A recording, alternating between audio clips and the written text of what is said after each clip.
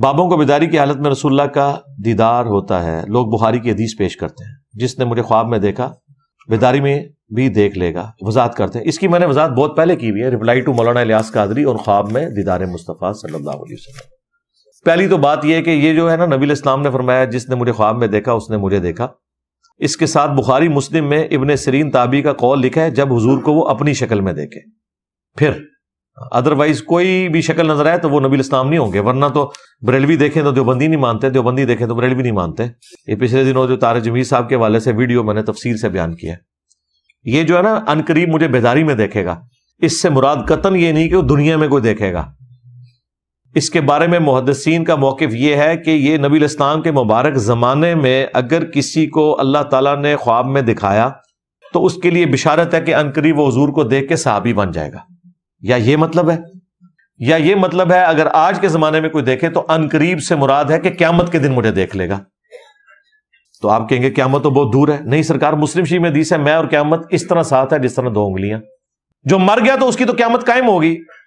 یہ آپ کو لگ رہا ہے اتنے ہزار سال سے لوگ قبروں میں ہیں، جب وہاں اٹھائے جائیں گے تو ان کو تو پتہ بھی نہیں ہوگا اس چیز کا کہ کیا معاملات جو ہیں وہ ہو چکے. جو جنت میں ہے وہ جنت میں خوش ہوں گے، ان کو تو ٹائم گزرنے کا پتہ نہیں لگا. جو جہنم میں ہے وہ کہیں گے جب اس سے بڑا عذاب دیکھیں گے تو ان کو وہ والا عذاب کم نظر آ رہا ہوگا. تو وہ قیامت میں دیکھے گا، دنیا میں نہیں دیکھ سکتا. ورنہ سیدہ فاطمہ سلام اللہ علیہا نے کبھی یہ دعویٰ کیا ہے کہ میں نے رسول اللہ کو دیکھا ہے؟ چھپا تو نہیں سکتی تھی، نیور. ہاں یہ ہمیں پتا ہے کہ 6 مہینے روتے روتے وہ اسی غم کے اندر فوت ہو گئی. اما عائشہ 47 ایئرز تک اس حجرے میں رہی ہیں جس کے 7 والے کمرے کے اندر رسول اللہ کی قبر مبارک تھی. کوئی جھوٹی روایت ہی دکھا دیں کہ اما عائشہ نے کبھی حضور کو دیکھا ہو، سب کہانی ہے، جھوٹ ہے. یہ جب کچھ سنا کریں ان کو کہا کریں کہ جھوٹوں پہ اللہ کی لعنت. اللہ نے اپنی ذات کو پوشیدہ کیوں رکھا ہے؟ آزمائش کے لیے. ان الذین یخشون ربہم بالغیب لہم مغفرۃ واجر کبیر. بے شک جو لوگ بغیر دیکھے مجھ سے ڈرتے ہیں ان کے لیے مغفرت اور بڑا اجر ہے. یہ آزمائش اسی لیے. ویسے آپ کو اللہ تعالیٰ پوشیدہ لگتا ہے، مجھے تو نہیں لگتا. ہر چیز میں اللہ تعالیٰ اپنی قدرتوں سے اتنا عیاں ہے کہ اگر دنیا میں سب سے کوئی نمایاں ہستی ہے نا تو اللہ کی ذات ہے.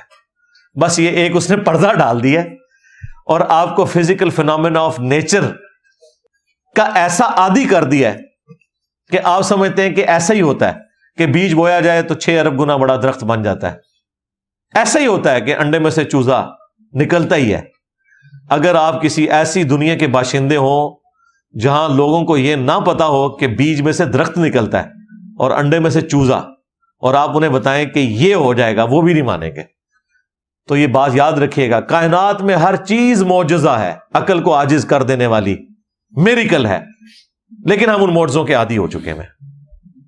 سائنس نے جو کچھ ہمیں کر کے دکھا دیا ہے وہ اتنا بڑا معجزہ ہے کہ 8 سے 100 سال پہلے کا انسان ماننے کے لیے تیار ہی نہ ہو کہ یہاں بیٹھ کے آپ ویڈیو کانفرنسنگ میں حرم شریف ڈائریکٹ دیکھ سکتے ہیں.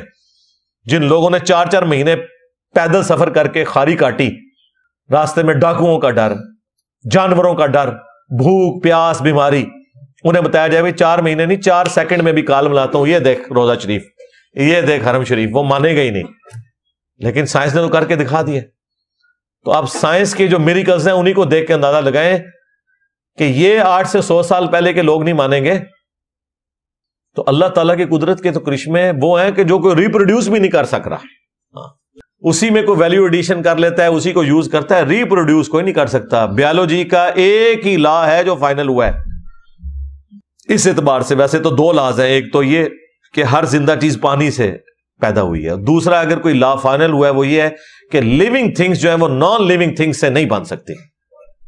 مرغی نہیں انڈا دینا ہے تو اس میں سے چوزا نکلنا ہے، انڈا نہیں آپ بنا سکتے، انڈا مرغی نہیں دینا ہے.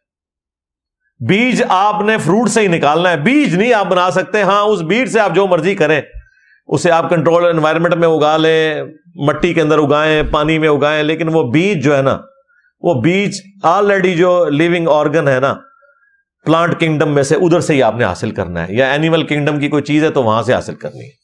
ایک صحابی کو قرآن کی تلاوت کے دوران اپنے گھوڑے کے پاس فرشتے نظر آئے اور دوسرے کو فرشتے سلام کرتے، تو کیا عبادت کے ذریعے یہ مقام حاصل ہو سکتا ہے؟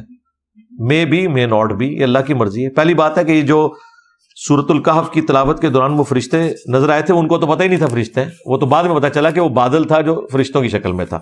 پہلی بات تو فارغ ہوگی، ان کو تو پتہ ہی نہیں تھا یہ فرشتے ہیں۔ آپ کیا سمجھتے ہیں وہ تاکہ انہوں نے جفی پائی ہونی ہے؟ نہیں، فرشتے جب انسانی شکل میں آتے ہیں پھر ہی نظر آتے ہیں۔ ایک صحابی کے بارے میں مسلم شریف میں آیا کہ وہ فرشتوں کا سلام سنتے تھے، عمران بن حسین ایک صحابی تھے، تو یہ اللہ تعالیٰ نے انہیں ایک کرامت دی تھی، اور کسی صحابی کے بارے میں رپورٹ نہیں ہوا۔ ملتان کے ایک شیخ صاحب وفات پا گئے ہیں، ان کا دعویٰ ہے کہ بعد بھی مریدوں کو دیکھ سکتے ہیں، اپنی زندگی میں بھی یہ بزرگ دیوار کے پیچھے نہیں دیکھ سکتے۔ یہ حالت ہے ان کی، یہ کہتے ہیں قبر میں جا کے سنتے ہیں، چھوڑ دیں۔ کوئی بزرگ جب سویا ہو، خراٹے لے رہا ہو، اس کے پاس کھڑے ہو کے آپ نے یہ بولنا ہے کہ انجینئر صاحب ٹھیک نہیں، تسی غلط ہو، اور جب سو کے اٹھے تو اسے پوچھے کہ کیا سی میں، کہ ٹائم قیامت تک جائے۔ کیا صحابہ کرام صحابیت اور خلافت کا انکار کرنے والا کافر ہو سکتا ہے؟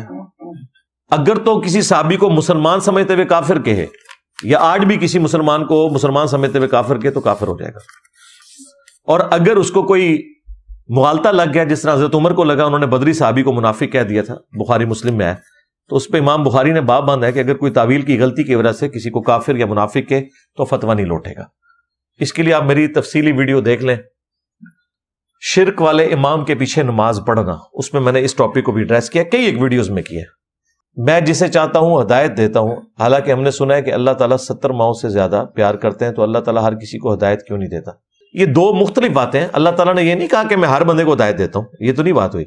اللہ نے کہا وَالَّذِينَ جَاهَدُوا فِينَا لَنَهْدِيَنَّهُمْ سُبُلَنَا، جو لوگ ہماری کوشش میں کریں گے ان کے لیے ہم اپنی ہدایت کی راہیں کھولیں گے، اور کوشش نہیں کریں گے تو رسول اللہ کے زمانے میں آپ کے رشتہ دار ہو کے بھی، چچا ہو کے بھی، ابو لہب جو ہے وہ کفر کی موت مر جائے گا، اور پوری صورت اس کے خلاف نازل ہو جائے گی، اور پوری زندگی دشمنی کرنے والا فتح مکہ پہ کلمہ پڑھ کے مسلمان ہو کے ابو سفیان رضی اللہ تعالیٰ عنہ ہو جائے گا۔ کوشش کرنے سے ہوگا بھائی۔ تو اللہ تعالیٰ تو قرآن میں بار بار کہتا ہے، اللہ چاہتا تو زبردستی سب کو ہدایت دے سکتا تھا، لیکن اس کے ہاں یہ بات طے پا چکی ہے کہ میں ضرور بھر دوں گا جہنم کو سرکش جنوں اور انسانوں سے۔ یہ اللہ کے پلان کا حصہ ہے، یہ ول آف گاڈ ہے کہ اس نے جہنم کو بھرنا ہے، لیکن وہ اپنی مرضی سے نہیں کر رہا، وہ ان جہنم میں جانے والے لوگوں کے کرتوت کی وجہ سے۔ یہ مسئلہ تقدیر ہے، اس کے اوپر میری کئی ایک ویڈیوز ریکارڈ ہیں، وہ آپ دیکھ سکتے ہیں۔ کیا سجدہ شکر اپنی زبان میں دعا کر سکتے ہیں؟ یہ نفلی سجدے کے اندر سجدہ شکر میں کر لیں، ٹھیک ہے، کوئی مسئلہ نہیں، آپ نے کرنی ہے تو۔ باقی جو نماز کی شکر ہے اسے عربی میں رہنے دیں، اور عربی کی ایک دعا ساری دعاؤں کو کفایت کرتی ہے۔ ربنا آتینا فی الدنیا حسنہ وفی الآخرۃ حسنہ وقنا عذاب النار۔ دنیا کی ہر بھلائی، چاہے رزق ہو، اولاد ہو، اچھی تعلیم ہو، اچھی بیوی ہو، اچھا شوہر ہو، وہ فی الدنیا حسنہ ہے، اور وفی الآخرۃ حسنہ میں آخرت کی ہر بھلائی ہے، خواہ عذاب قبر سے بچنا ہو، میدان محشر کی سختیوں سے آزادی ہو، میزان عمل پہ آسانی، پل صراط سے گزرنا، یہ سب کچھ وفی الآخرۃ حسنہ ہے۔ سبحان ربک رب العزۃ عما یصفون وسلام علی المرسلین والحمد للہ رب العالمین۔